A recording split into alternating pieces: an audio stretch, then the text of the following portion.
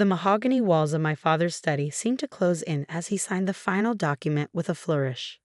The scratching of his Mont Blanc pen against paper felt like nails on a chalkboard. There, he said, sliding the trust fund transfer papers across his desk. It's done. All $2 million will go to Jennifer instead. My name is Emma Chen, and at 28, I was being written off by my family for the last time. My sister Jennifer stood by the window, trying to hide her triumphant smile as she watched our father disinherit me. Emma, my mother sighed from her perch on the leather armchair, if you'd just gone to law school like your sister, if you'd just applied yourself. I did apply myself, I said quietly, watching my father's expression darken. Just not to what you wanted. Playing with computers in your apartment isn't applying yourself, he snapped, standing up to tower over his desk. Your sister made partner at Thompson and Mitchell at 32. Meanwhile, you're what? Coding websites for small businesses, living in that tiny apartment in the city. I could have told them then. Could have explained that what they saw as playing with computers was actually the development of an AI-driven financial technology platform that was about to revolutionize global markets. Could have mentioned the Series B funding meeting I had next week with venture capitalists who'd already valued my company at $300 million. But I didn't. I learned long ago that my family only saw what they wanted to see. You're right, I said instead, standing up. I'm clearly a disappointment. Jennifer deserves the money more than I do. Jennifer shifted uncomfortably by the window. For a moment, I caught a glimpse of the sister I used to know, the one who'd shared ice cream with me after bad days at school, who'd helped me with my math homework before our parents' expectations had driven a wedge between us. Emma, she started, but I held up a hand. It's fine, Jen, really. Congratulations on making partner. You've earned this. As I walked toward the door, my mother called after me. Will you at least join us for dinner? Your father's reserved a table at Le Bernardin to celebrate Jennifer's promotion. I turned back one last time, taking in the scene. My father's disapproving frown, my mother's practiced worry, Jennifer's mix of triumph and guilt. The study walls were lined with law degrees and bar association awards. Not a single photo of me or my accomplishments in sight. I have a meeting, I said, but enjoy dinner. The drive back to the city gave me time to think. The trust fund had never been about the money. I had more than enough of my own now. It was about what it represented. My parents had set up identical trusts for Jennifer and me when we were born, meant to be released on our 33rd birthdays. But a clause allowed them to redirect the funds if they felt one of us was failing to live up to the family standards. My phone buzzed with a text from Maya, my CTO. VCs moved the meeting up to tomorrow. You ready? I smiled, thinking about the presentation we prepared. More than ready, I typed back. Time to change the game. When I reached my apartment, the tiny space my father had sneered at, I kicked off my heels and walked straight to my home office. The wall-mounted screens displayed real-time data from our AI system's latest test run. Numbers scrolled past, each one representing another successful prediction, another validation of what we built. The playing with computers my father dismissed had led to the creation of ATGNA, Adaptive Trading Heuristics and Enhanced Neural Analytics, an AI system that could predict market movements with unprecedented accuracy, processing millions of data points to identify patterns human traders could never spot. My phone buzzed again. This time it was Jennifer. I'm sorry about Dad, her text read. You know how he gets. The trust fund doesn't matter anyway, right? You're doing fine with your computer stuff. I stared at the message, noting how even Jennifer's attempt at kindness came with a subtle dismissal of my work. Thanks, Jen, I replied. Enjoy dinner. Turning back to my screens, I pulled up the pitch deck for tomorrow's EC meeting. The numbers were staggering. Our beta testing had shown ATGNA outperforming traditional trading algorithms by 312%. Major banks were already quietly reaching out, hoping to get early access to the technology. A soft chime announced an incoming video call from Maya. Her face appeared on one of the screens, her usual energy somewhat subdued. Hey, she said, how'd it go with the family? About as well as expected, I replied, running a hand through my hair. Dad signed over my trust fund to Jennifer. They're celebrating at Le Bernardin right now. Maya shook her head. Their loss. You ready to show those VCs tomorrow what real success looks like? I pulled up another screen showing ATHENA's latest test results. Actually, I've been thinking, what if we don't take the VC money? Maya's eyes widened. What? Emma, we're talking about a $50 million investment at a $300 million valuation. That's small thinking, I interrupted. Look at these numbers, Maya. We don't need VC funding. We could go public within a year, maintain complete control, and I smiled, thinking about my father's face at the IPO ceremony, really show them what playing with computers can accomplish. Maya was quiet for a moment, processing. Then a slow grin spread across her face. You want to build an empire. I want to build something that even my father can't dismiss, I corrected. Something that changes the way the entire financial world operates. Your father's a corporate lawyer, Maya pointed out. Wouldn't he have heard about ATHENI if it's as revolutionary as we think? I laughed. Maya, my father still uses a BlackBerry and thinks coding is something you learn at a community college. He hasn't heard about ATHENA because he's never bothered to ask what I actually do. His loss, Maya said firmly. So what's the play? Cancel the VC meeting? I shook my head, an idea forming. No, we use it. But instead of seeking investment, we pitch partnerships, get them to open doors to their network of financial institutions. We don't need their money, we need their connections. 6 months after being disinherited, I stood in our new office space in downtown Manhattan, watching our team of engineers work on ATENA's final testing phase. The floor-to-ceiling windows offered a perfect view of the financial district, the same institutions that would soon be revolutionized by our technology. Emma, Maya called from her workstation, you need to see this. I walked over, coffee in hand, to look at her screen. The latest simulation results were beyond even our most optimistic projections. Athena wasn't just predicting market movements, it was identifying market-moving events before they happened. Is this accurate? I asked, leaning closer to study the data. Maya nodded, her eyes bright with excitement. Triple verified. The AI spotted patterns in social media, news articles, and trading behavior that predicted the Morgan Stanley merger announcement 3 days before it happened. If this had been real trading instead of a simulation, we would have made billions, I finished. Have you shown this to the compliance team? That's the best part, she said, pulling up another screen. Everything's completely legal. Athena isn't using insider information.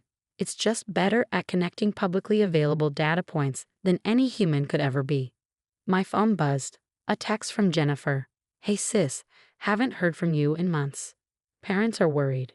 Dad says your phone number at the apartment is disconnected. I smiled slightly. Of course it was disconnected. We'd moved the entire operation to a $40 million office space 6 blocks from Wall Street, but my family still thought I was playing with computers in my tiny apartment. I'm fine, I texted back. Just busy with work. Another buzz, this time from our head of legal, David. SEC meeting confirmed for next week. They're interested in the compliance protocols. That was an understatement. When word had gotten out that we were developing something revolutionary in the fintech space, the SEC had practically begged for a meeting. They wanted to understand our technology before it hit the market. Smart of them, really. Ms. Chen. Our receptionist's voice came through the intercom. There's a Mr. Thompson here to see you. He says he's from Thompson and Mitchell. My heart skipped a beat. Thompson and Mitchell, Jennifer's law firm. One of the largest corporate law firms in the city. Send him in, I said, straightening my blazer. James Thompson himself walked through the door, senior partner and my sister's boss. He looked exactly like the kind of lawyer my father admired. Silver-haired, perfectly tailored suit, exuding old money confidence. Ms. Chen, he said, extending his hand. Thank you for seeing me without an appointment. I hope to forgive the intrusion. But when we heard rumors about what you're developing here. You heard rumors? I asked, gesturing for him to sit. From whom? He smiled diplomatically. Let's just say certain financial institutions are very interested in your technology. They're our clients and they asked us to explore potential relationships. Does my sister know you're here? His smile faltered slightly. Jennifer? No, this meeting is strictly confidential. Though I must admit, I was surprised to learn you were her sister. She's never mentioned that she has a sister who plays with computers. I finished for him. I imagine she hasn't mentioned me much at all. Maya appeared in the doorway, tablet in hand. Emma, sorry to interrupt, but the Goldman Sachs team is here for their demo. Thompson's eyebrows shot up at the mention of Goldman Sachs. I could almost see him recalculating my worth in his head. Mr. Thompson, I said, standing, I apologize, but I have another meeting. If you'd like to discuss potential relationships, you can contact our legal team to schedule something. Of course, he said, rising quickly. But Ms. Chen, whatever Goldman is offering, we can match it. Thompson and Mitchell represents half the major financial institutions in the city. I walked into the door, feeling a strange satisfaction. It's not about the money, Mr. Thompson. It's about changing the game entirely. I'm sure you understand. After he left, Maya gave me a knowing look. You enjoyed that, didn't you? Maybe a little, I admitted.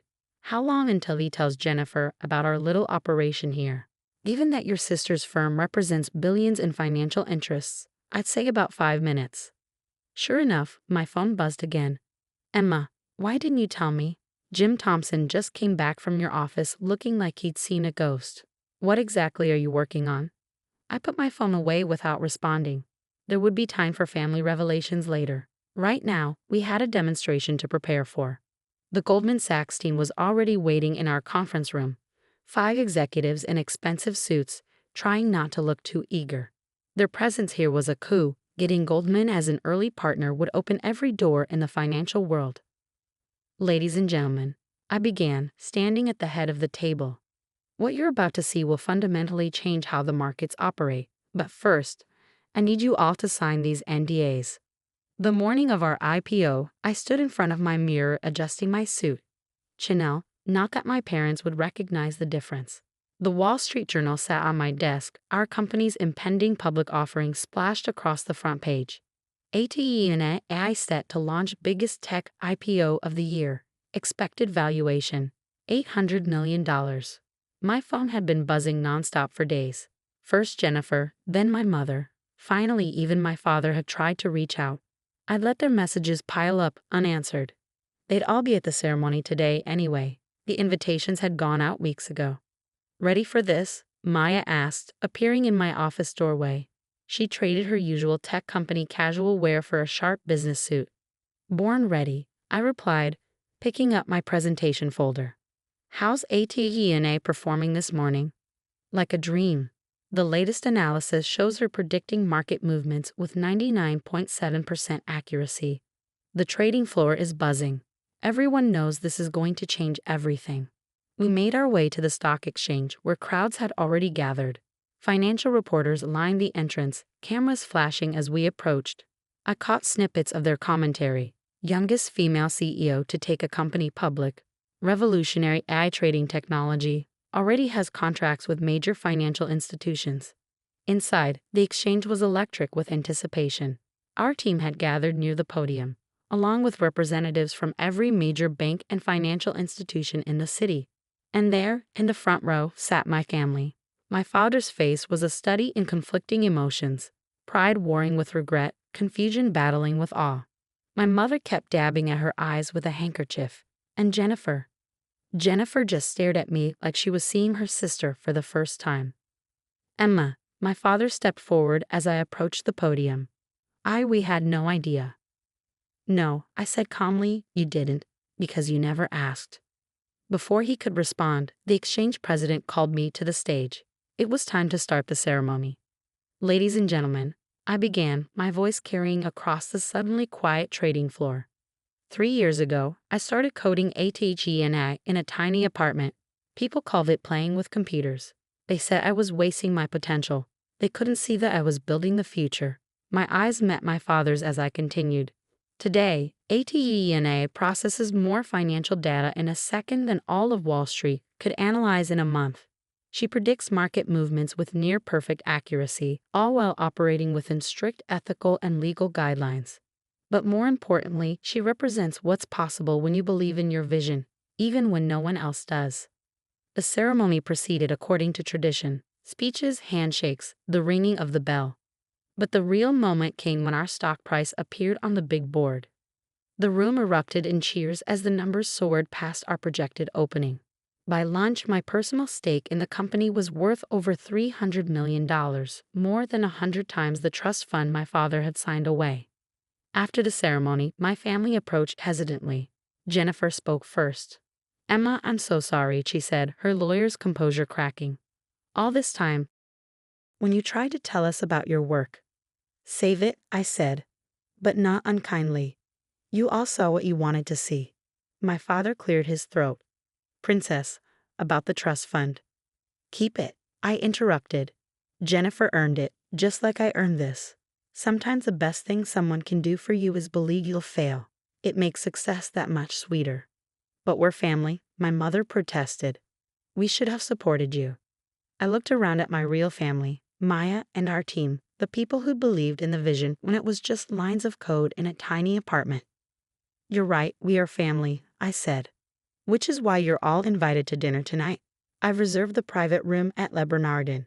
I hear it's a good place to celebrate success." My father's face reddened at the reference to that dinner 6 months ago, but he managed a small smile. "We'd be honored." Later that evening, as my family marveled at our company's technology and success over expensive wine, I thought about the long road that had led here, the nights coding while they thought I was wasting time, the meetings they dismissed as playing with computers, the victory they tried to give to someone else. My phone buzzed, a message from Maya. "Stock closed at double our projected value. You're officially a billionaire." I smiled, watching my father try to explain to his country club friends how his disappointing daughter had built an empire right under his nose. Success, I'd learned, wasn't about proving them wrong. It was about proving myself right. "Emma," Jennifer said, pulling me aside, "I need to tell you something. After Jim Thompson came back from your office that day, I looked up everything I could find about ATG&A. I started buying stock in every company that showed interest in your technology. I believed in you, even if I didn't show it." I raised an eyebrow. "Did you make money?" She grinned. "Enough to pay back that trust fund 10 times over." "Good," I said, "because I'm going to need a lawyer I can trust for our next expansion phase. Someone who understands both technology and family." Her eyes widened. "Are you offering me a job?" "I'm offering you a chance to be part of something bigger than both of us. What do you say, sis? Ready to play with computers?" The next morning, as I walked into our office building, now officially the ATG&A Tower, I passed a young intern working on code in the lobby during her break. She reminded me of myself, back when everyone thought I was wasting time with computers. "Keep at it," I told her. "Sometimes the biggest success stories start in the smallest apartments." She looked up, recognition dawning in her eyes. "Ms. Chen, I read about how you built ATG&A. My parents think I'm crazy for choosing programming over law school. But you have a vision," I finished for her. "Hold on to that. And remember, the people who underestimate you today will be reading about you tomorrow." As I rode the elevator to my office, I thought about legacy. Not the kind my father had tried to force on me, but the kind you build yourself, one line of code at a time.